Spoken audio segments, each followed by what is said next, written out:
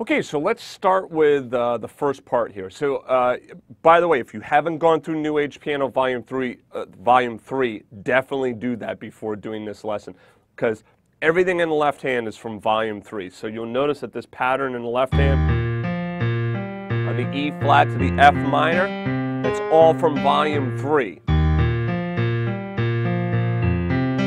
All right, so what I find helpful is to really have down that pattern in the left hand before I try adding in the right hand. Now in the right hand, let me play this section for you. And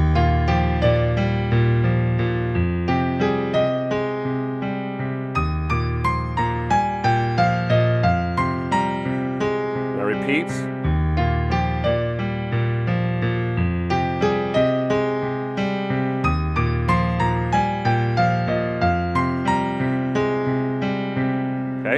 So, first of all, let's talk pedal before we move on to anything else. Where am I going with the pedal?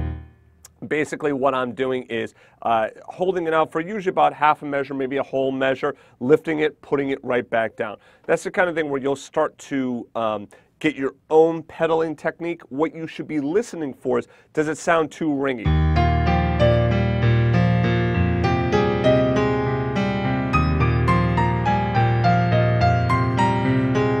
Here, that's pretty ringy. So at the very minimum, you want to pick it up and put it right back down at the end and the beginning of each measure. Okay, so now the right hand, if you notice that we're in the key of E flat here, so I'm using that E flat major scale a lot.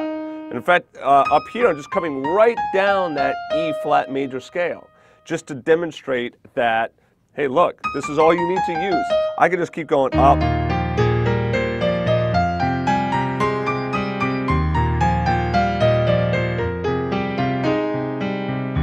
I mean, that's a pretty beautiful sound right there just by playing this left hand accompaniment pattern with that scale in the right hand. So you don't have to overthink what the right hand does. Now, the idea of this lesson is to give you a song, but then to also teach you how to be able to create your own new age piano kind of sounds, okay? So if you want to just mess around with E flat major scale, take these notes from the E flat major scale.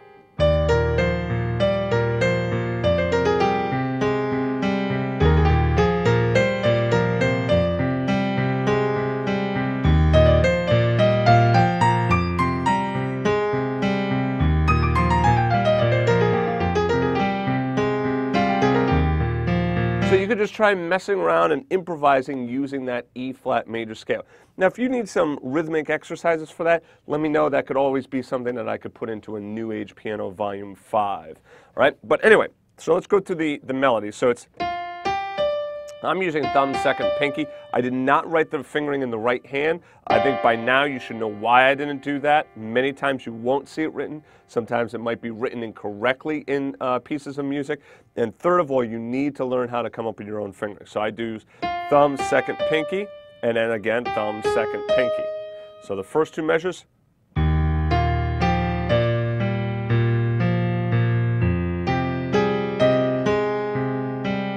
Just do that nice and slow. Left, together, together, together. Left, together, together, together. And then hold out the right hand.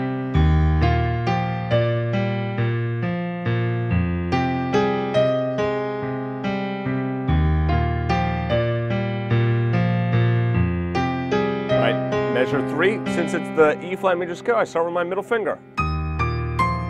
And it's one note to each note in the left hand.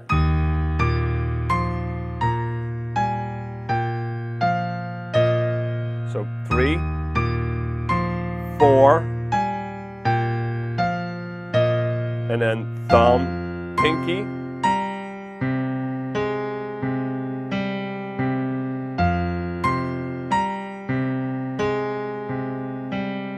so again, measure 3 and 4.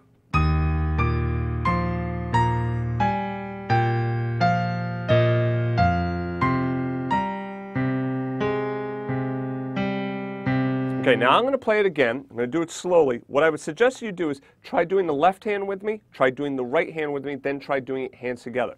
Now, anytime you're working when me or Paul or any other teacher is playing something, you're trying to play along with, right? Do your best to keep the time. So I mean, like if in, say, measure 2, you mess up. Keep the left hand going at least. Keep the time going. Pick it up wherever you can. Right? So rather than it all just falling apart and stopping, what you want to try and do is keep going. So at the bare minimum, keep that left hand going. If you've gone through volume 3 of New Age Piano, that left hand should be pretty solid at this point. All right, so let's start from the beginning. Ready, go, and...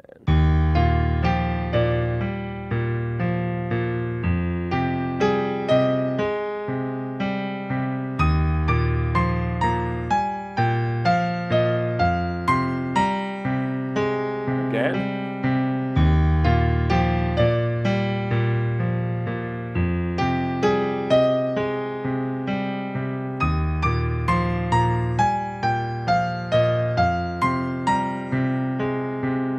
Now I'm going to talk dynamics throughout this as well. Obviously, you want your dynamics to come into play here. That's one of the very important elements of music. All right. So if you don't have dynamics, then it just sounds flat.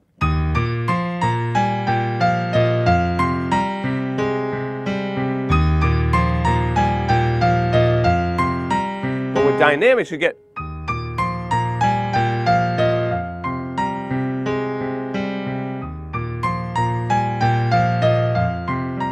See how I get louder? Okay. All right, so try the other way. Start loud and get softer.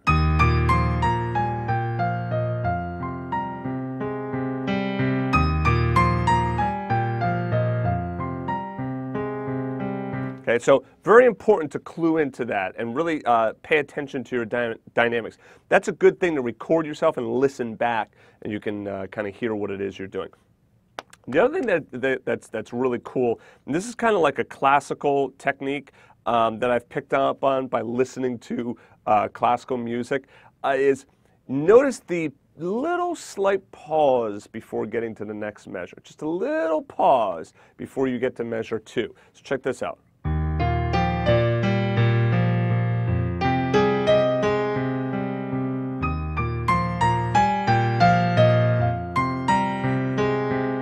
Okay, now you don't have to do that all of the time, but listen to what happens if I don't pause.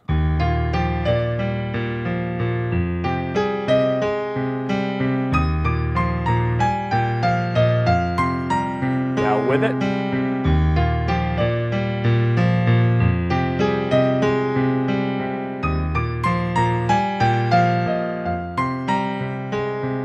Yeah, that's just ever so brief. Okay, and what it does is it adds some life and some breath into those phrases. Okay, you'll also notice I did not put in any phrase markings on this.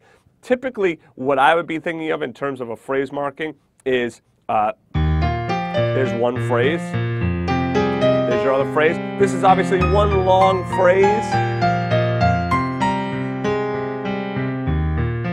Okay, so I did not write those in. A lot of times I don't because honestly they kind of like muck up the music, in my opinion. There's just too much stuff on the page. I like keeping the page as clean as possible. But if you wanted to write in some of those phrase markings for yourself, that's fine, okay?